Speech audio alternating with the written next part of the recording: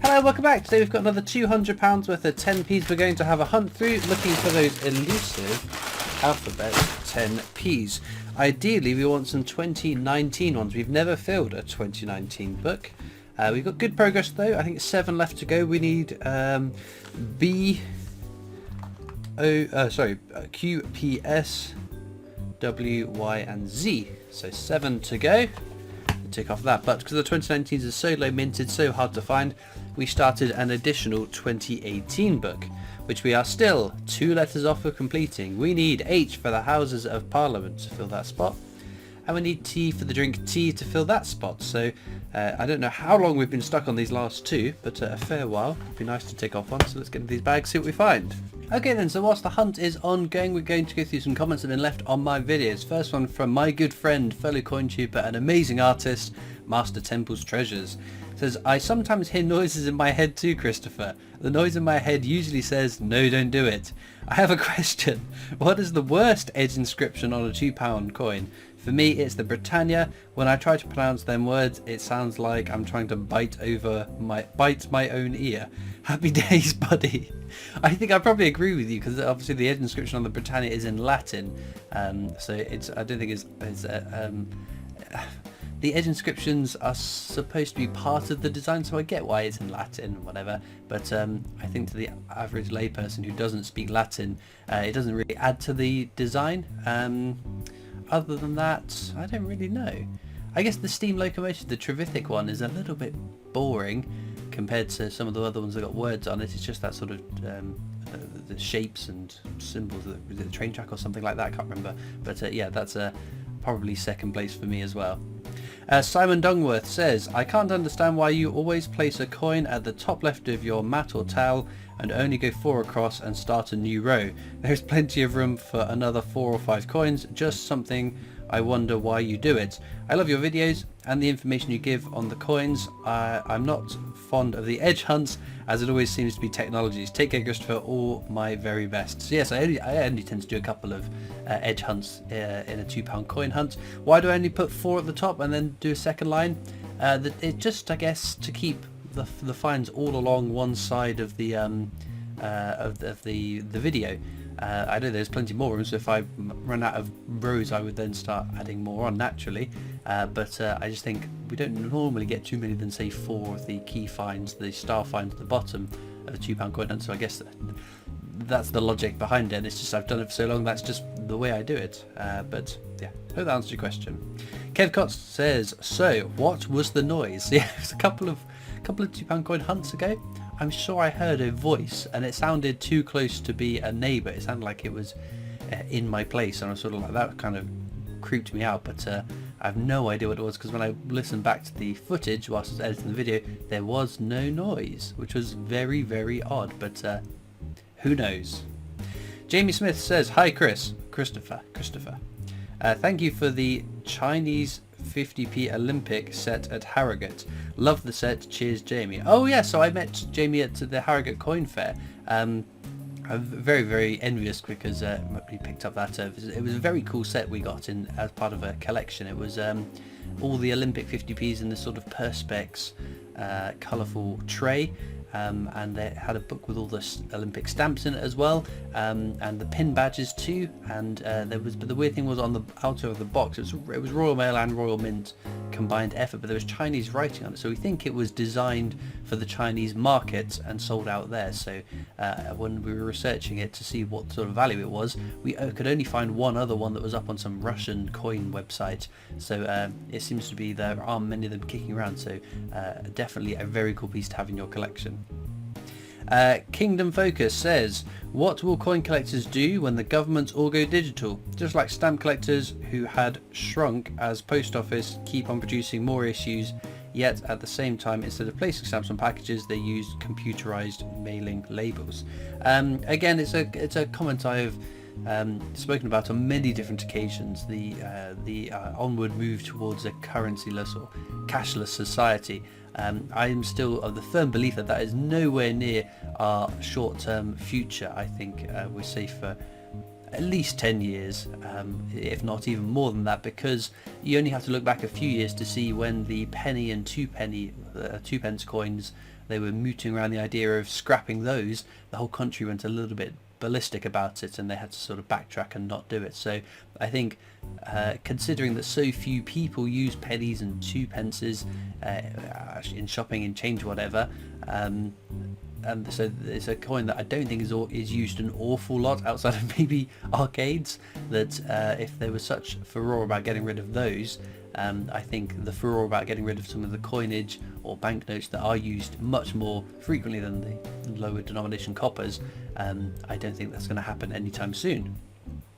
Aaron Fox says the USA cent are meant to be called cents, but people call them pennies because I am guessing British influence. It's a very good point. It might be the case that they're called pennies, but because of that, but I have no idea. I always thought it was very strange that they called them pennies, because I remember one of the early world coin hunts I was doing, I called them 1 cent coins, and people kept saying, "Oh, they call them pennies. We call them pennies over here. Don't call them cents. Call them pennies." So whatever. Harry Ham 11 says, you need to add the space for the new King's Coronation 50p that's going to be entering circulation. I certainly do, but not immediately, so I'm waiting for them to actually, the news for them to actually have gone out in circulation or been minted to go out in circulation ready, because at the moment there's no confirmation that they have or are going into circulation, although the minter said they plan to. It's similar to the Windrush 50p. We found out last year that that's a coin that was the government wants to put into circulation, but I didn't put a Windrush ticket in there.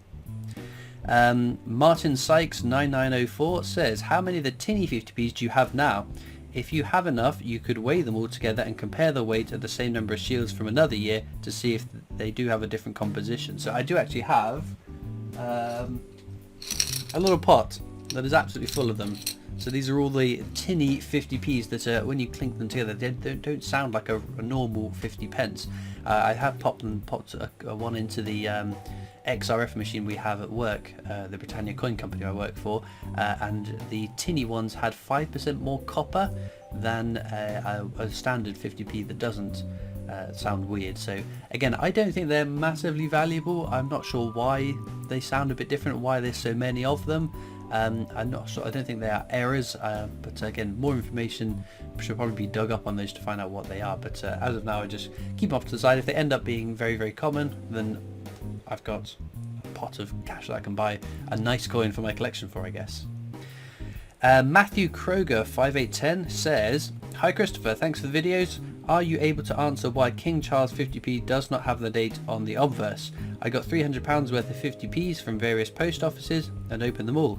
Obviously received some straight for the mint, as had £90 worth of King Charles 50p's and £10 worth of Jubilee coins. So I now have lots of them in my collection now. It's all to do with the design. So the date on the Memorial 50p with King Charles III on the obverse is on the reverse. It's just at the bottom the left and right hand side of the leek. Why is that the case? I guess it just works in the design, similar to the date on the Kew Gardens, the Commonwealth Games, the trying to think what else, the WWF 50p. The dates are on the reverses rather than on the obverse. I guess that's the Navy Centenary and Magna Carta as well. I guess if the date works as being on the reverse, that's where they put it, and if it doesn't, they put it on the obverse. It's different for different coins. I don't think there's any particular rhyme or reason other than will it fit in the design. Graham Ferguson says, I was listening with headphones on and you just about deafened me, haha. So that's an older video now. That's when I found my fried egg £2 coin error, one of my favourite finds I've ever had on my channel. And yes, I got very excited, and I am kind of conscious that it's not in the moment obviously, but afterwards, whilst I'm editing the video, sometimes when there's something really cool and I get very excited about it, I think, oh dear, because someone has told me that they wash their dishes whilst watching the videos, so I fear that I may cause some breakages of mugs and cups and bowls and things. So, but as a disclaimer, I'm not liable for any broken crockery or anything else. Triumph Toad says, another little film, Christopher. Another nice little film, Christopher, but I wonder 2 questions. I have non-bimetallic £2 coins that was put aside some years ago, possibly when it was newly minted. I seem to remember even before £2 coins came into circulation. Is it legal tender? Does it have additional value? So the oldest single metal coins, there's what, 7 of them, something like that. I can't remember exactly off the top of my head how many there are, but some of them are more valuable. The claim of rights is the standout most valuable of the single metal £2 coins. That can fetch a pretty little premium. Other coins like the UN or the football one, again, they're quite interesting designs which hold more value than some of the others. Like the Commonwealth Games, the 1986 one, that one is very, very common. But I guess the fact that they aren't regularly used in circulation means that if a collector wants one, generally they'll pay at least a smidge over face value for them. But unless you've got that claim of rights, or one of the other ones that are more sought after than others, then they're not going to be hugely valuable. Oh, there we go. P for post box. We've only got about 3 bags left to go. What year is it going to be though? 2018. Oh, there we go. Not one beneath the book, but a stunning coin nonetheless. Then second question, to my knowledge, you haven't mentioned the little hologram in the middle of the Technologies £2 coin. What is it supposed to be? I always seem to spot damaged ones. Keep coming with the uploads, pip pip. So that's a security feature. It's put on the coin because it's supposed to be harder for counterfeiters to forge and copy. So the fact that if the hologram isn't there, it's a good indication that it might be a fake coin.